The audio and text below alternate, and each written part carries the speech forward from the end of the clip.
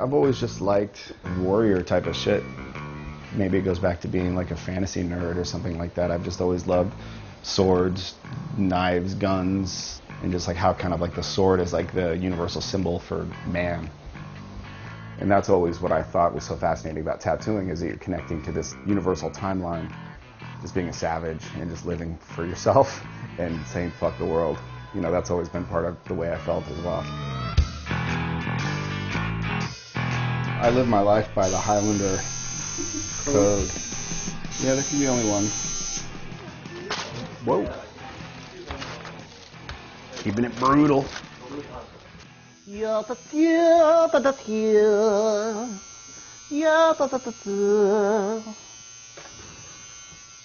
Where's my motherfucking dead all? Troy's personality can kind of overwhelm people. He just looked like this super tough, crazy guy. Just an intense person like that. I think people are surprised to see that he's actually really good at tattooing too. Like, how could you be this character and be a really talented artist? Fucking tight! It's cool, right? Troy's tattoo style show his personality though. Super wild. You know, super powerful and strong. That's the way tattoos should look, you know? Troy's known for a style that's refined, Japanese style, and everything's oversized, like everything's bigger than normal, which is really, to me, more powerful. I'm trying to do that myself. Everything just has like a thickness to it, a toughness to it. I've always just been so in love with that style. You know, it's so simple and yet really elegant. American Japanese is its own style as well. You know, like our American interpretations of that style is its own animal. The subject matter may be the same to like an outsider, but the application and everything is definitely, I think, what makes it American style. Hard outline, hard black color. You know, and I definitely am not like one of these American guys that gets out there wearing a kimono and fucking, you know, being ridiculous and trying to be Japanese. You know, I think the tattoos look really cool, and I like a lot of elements of that culture, but I'm pretty solid with my own identity. I first met Troy in, I think it was like 2002 or 2003 at New York Adorned when I was assisting there. When you first meet him, Troy isn't like this like boisterous kind of, like he's like kind of quiet until he kind of warms up, and then he's just in his own world. The foo dog on the ribs is awesome. Can you cover up the package? Can you cover up your dick and then like so we can get the full? You know what I'm saying? How do you want me like to do that? Like pull your pants down. You can do that. Hold on, what do you want me to do? I'll hold it, dude. I'll cover it with my head. You know what I'm talking, dude? Come on. Like that? Yeah, but pull it down further. Yes. Now a little bit further. I love that tattoo. Can I get a photo? Yeah, it's a dope tattoo. Take them off. Troy, he's brilliant, really. I mean, he's one of the funniest people I know. I mean, I say this sincerely, like he's just a brilliant guy. Ben, you son of a bitch. Troy had arrived in New York City to start working at Adorned. We worked together. We sort of shared the we're new to New York City excitement. Troy's just an animated guy. Yeah, he doesn't punch the air ever. Not that I can ever. Well, yeah, he does actually do that. He really does. We worked together at Adorned, and he just decided he wanted to work for himself. I mean, he's a man. You know, he really wanted to like have his own legacy. He can't really sit still for too long. And working at the same shop for years doesn't really suit his personality. I think he really needed to go out and figure out what he could do. Oh, it looks so good! It's exciting. This one's got to be like here. I never really wanted to own a tattoo shop. My friends at the time that had previously owned shops and then had just given them up, they seem to reflect on it kind of negatively. And they're like, it's better to just be free and just do your thing. But somebody else's experience doesn't have to be yours. Like, you always have the opportunity to change things and make them differently. So I initially anticipated just being a one-person show. You know, within a week, there was already people beating down the door like these hungry kids. you know, that really wanted to up their game and like move on to somewhere new. And so now, in hindsight, it's like the best thing I've ever done. How long you been in this location? 6 years. When the shop opened, I initially was just the assistant. I was floor bitch. I was getting their coffees, trying to clean up after these guys, which was a 27-hour-a-day job. Each person had their very own identity. I was kind of like wrestling them all into their job all the time. A lot of man heat back here. Man heat. When you go in to visit Troy, he definitely has an entourage. People get tattooed by him and they end up just hanging out with him a lot because he's fun, you know. He's definitely got an ongoing sort of party. Invisible, I always say, is like no other shop in the world. Troy, I think his personality is absolutely reflected in that shop.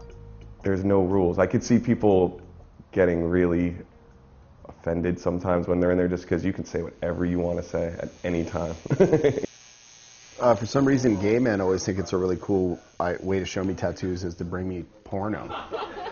It's got like a scene with a dude with a tattoo that they want in it, and they somehow think that you are going to watch that video to see that tattoo somehow. Yeah, it's pretty awesome. This shop is always fun, even during the day. It's always something's going on. Yeah, because of the Troy's personality though. He's a wild man. Super wild man. Who was that dude from Philly? He had like a bunch of bullet holes in him. And his whole body was like girls sucking dick and like shit like that. Did you ever see that guy? And then it was like, you know, his belly button was like chick bending over, like where you could stick, you know, your finger in the butt. And like all this kind of stuff. But I was always amazed, like just the balls of, so to be like, no man, dude, totally, I want like you to be able to stick your thumb in her butt. Little break. We're almost done for today. You're like, damn right we are, samurai mama. Troy is very ADD in a lot of ways. I used to always, oh look at Troy, it's a magazine break, time for magazine break, because he would just take a break and get up and he'd just walk around for a second, sit down and start reading magazines right on the couch next to me. Yeah. What are you doing? Get back to work. Oh, Troy, while he's tattooing someone, you're in for the long haul because you'll start getting tattooed. In the middle of a line, he'll just get up and make you watch a YouTube video. He'll get up and he'll put a Joe Frank hour-long rant that no one else can listen to but Troy. He threw wild parties that sometimes lasted entire weekends. People smoked pot, downed various psychedelic drugs, did lines of coke, and drank until they passed out. He's crazy, but the thing is, the end result is amazing.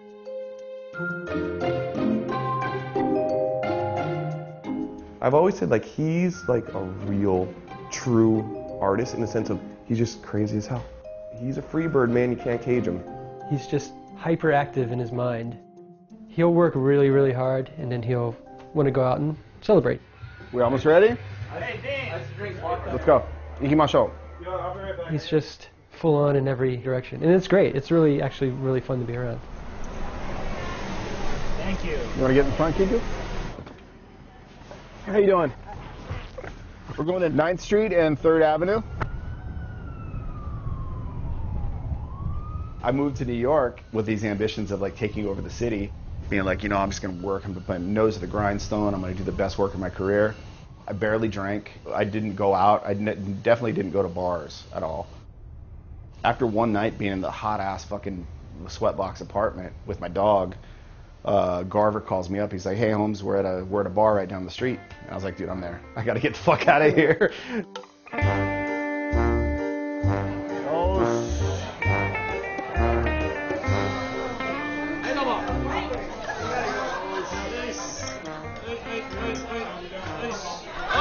The potatoes are my favorite.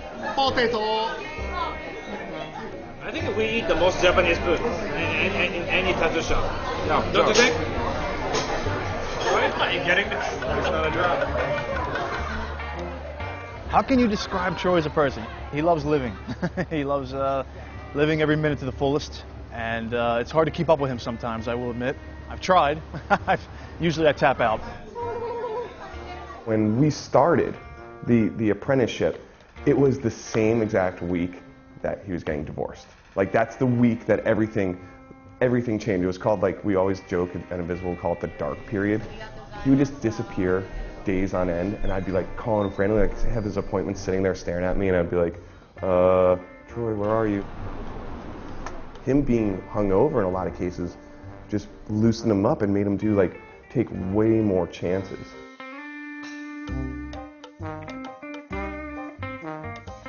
I forced myself to have to perform over this course of time when my lifestyle was kind of out of control.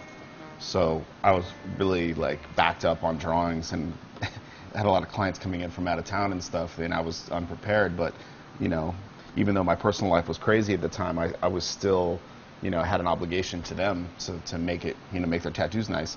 So, I just sat down and was like, all right, I got to figure out how to do this quick. So I figured out a system to actually draw stuff up fairly quickly, without a lot of preliminary preparation, and do it in a way that I would be happy with it when they had their return visits to finish. Cool, cool, cool. All right, you ready? He comes in and just draws right on the guy and has a conversation with someone while he's doing it, and it's just who he is. He's been doing it for so long. He's just a master of it, Yeah, he's a party animal, but he's also equally all business. I've learned a lot of lessons about myself being a kind of mentor and a business owner. To me, in Invisible NYC, the relationship I have with these other artists, that itself is going to be my life's work. I definitely think Troy sees his guys as his family. I've never seen him get jealous of anybody doing well, so I assume that it's just kind of a fatherly kind of thing. He just wants them to do well, and he gets really excited when they do. That looks cool. Yeah, I'm actually excited. That looks cool, dude. Oh my God, Jeb's totally tattooing me right now. Oh, you're using my method. Doing lines where there isn't one. Yeah. I learned from the best. Oh, you fucked up. I'm just kidding. Look at how good that is. That looks great. Thanks, man. I love it. Cool, man. Jeb, I love it. Thank you so much. Thank you for letting me do that. That's so cool. I'm so happy I have that.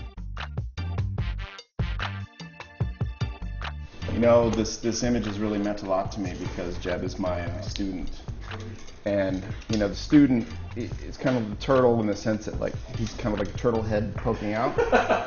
Kind of like a penis. Through my tutelage, I wanted him to become a tortoise. And just really stick his neck all the way out there.